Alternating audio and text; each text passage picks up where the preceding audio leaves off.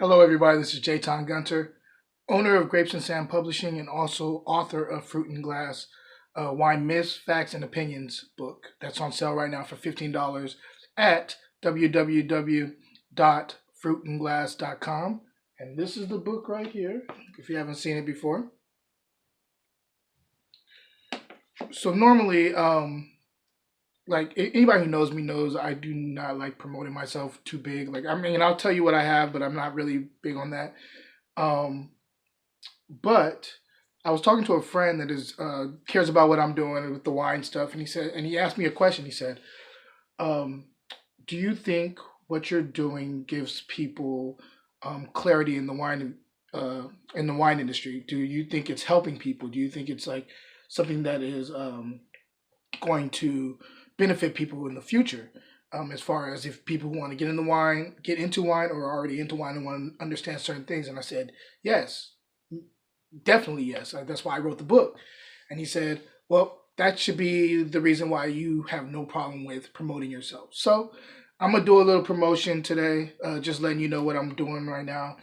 First of all, as of March 10th, you have up till March 10th to hit up my posts, my last post that I posted yesterday, and it's about a book giveaway I'm doing. As far as anybody who goes to my post and actually puts in the comments, tags two people in the comments that love wine, I'm giving away. I'm gonna do a little drawing at the end of the week on the 10th of March on that Sunday, and I'm going to be giving away a free book and also a pocket square slash handkerchief, whatever you want to call it.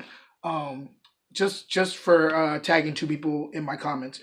Nothing crazy. It's really easy, but feel free to go ahead and do that just so you can get a free copy. And it's a signed copy of my book. And this is limited to people in the United States. So I hope you guys go to my last post and go ahead and comment on that, what I just explained to you. Other than that, I'm going to do a wine review today. And before I do that really quick, let me just kind of show you what I'm working with right now, because I have a couple of different things that I'm also promoting. Got a little bit more wine merch. So I have a scarf here that I'm going to be selling at a lot of my events, and then going forward, they will be available online for you to purchase too. The other thing is I have pocket squares, and this one, well, let's see if I can pull it out without messing it up. So there's a pocket square. This is kind of similar to what whoever wins the drawing will be getting, and it has a nice little Fruit and Glass logo on there, as you can see right there. So that will also be available online going forward. All right, so let's get into the real stuff. Let's get into like what I'm really doing this video for. So today, as you can see, I have wine in my glass. We have the Murrieta as well, 2015, and this is called the Spur. Now we're gonna give Livermore a little love, because Livermore, I feel like sometimes doesn't get the love that they deserve. They are an amazing wine region. If you are in the Bay Area, South Bay, East Bay, you should definitely go check them out. There's a lot of wineries out there. There's a lot of good fruit and a lot of good winemakers out there that are just kind of doing their own thing, like blazing their own trail. So I definitely recommend you going to check them out. So again, this is 2015 Murrieta well, the Spur, and this is a Bordeaux blend. So just to kind of give you the playback on, or the breakdown of what is actually in this wine, we have 48% Cabernet Sauvignon, 18% Merlot, 8% Petit Verdot, and 6% Cabernet Franc. And there's also something that's not a Bordeaux varietal, but this is added, I guess, probably for color and also a little bit more richness, is Petit Syrah, and that's 20%. So just wanted to, again, show you the label. Mostly a Bordeaux blend. So I'm correct. I'm correcting that. Anyway, let's get into the glass. Let's figure out what's going on here.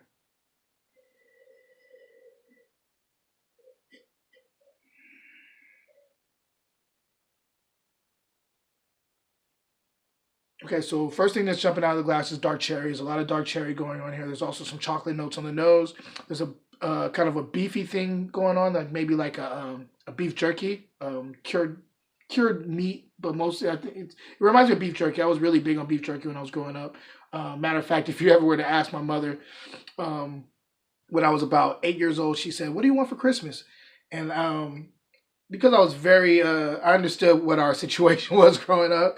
I was never one to be too. I never wanted too much stuff, but there was one thing I really, really wanted, and it was beef jerky. And so it's kind of become a tradition in my family that every year, even though they did their best to try to, make sure we got what we wanted, they always added in our stockings a bag of beef jerky just based off of me wanting beef jerky when I was young because I loved it that much. But anyway, back to the nose. There's a little spice here, which is interesting. There's also like a plumminess going on there too,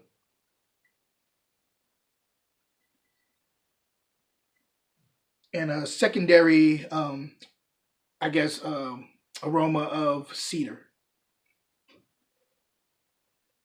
Smells very lush on the nose. So let's taste it.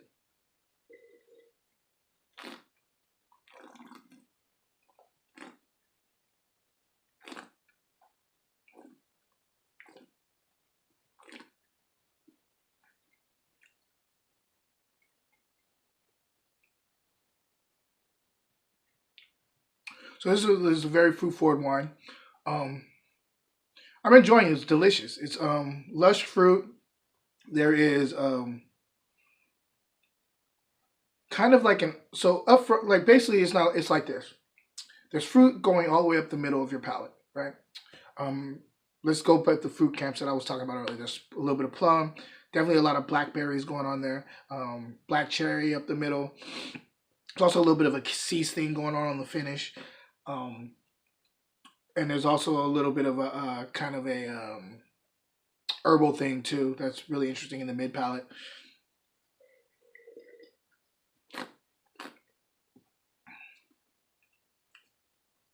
But wrapped around it is some very fixed tannins.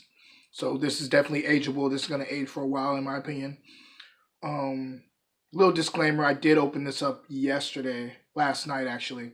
So it's been open. It was open for about 6 hours, and then I put a cap on it and pumped it to make sure that it wasn't giving too much air into it. But I wanted to see how it would change. It's definitely changed for the first time. I took a little quick sip. It's gotten more rounded, but there's also the fixed tannins. They're still there. There's a good amount of acid on the finish. Not over the top. It's more medium, medium plus, but not over the top. Very lush, very velvety throughout the palate. Very dry on the finish. Really, really beautiful wine. For as big as it is, it's beautiful. And it's delicious, which is another thing that I think people kind of get lost in the sauce a little bit when it comes to describing wine. They always talk about the technical terms, but they don't talk about how delicious the wine is if it is delicious. So this is delicious wine. Um, Let me try it again because this is just I'm enjoying it.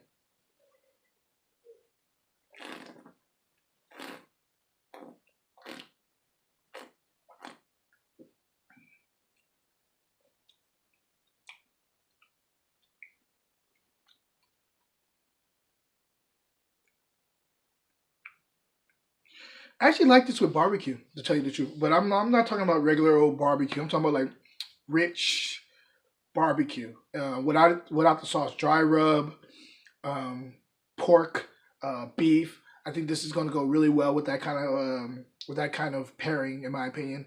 Um, Very long finish, very persistent on the finish. I'm definitely enjoying this wine. I would love to grab a couple more bottles of it, and if you get the chance to get into Livermore and go check out Murrieta as well, I say do it because again, they're making great juice out in Livermore, and Murrieta as well specifically gets a high five from me. And I don't really do high fives, not my thing, but anyway, they get a high five from me on this one. This is a really, really good attention to detail, big bold wine, in my opinion. So anyway, I hope you guys are having a wonderful day, and until next time, cheers.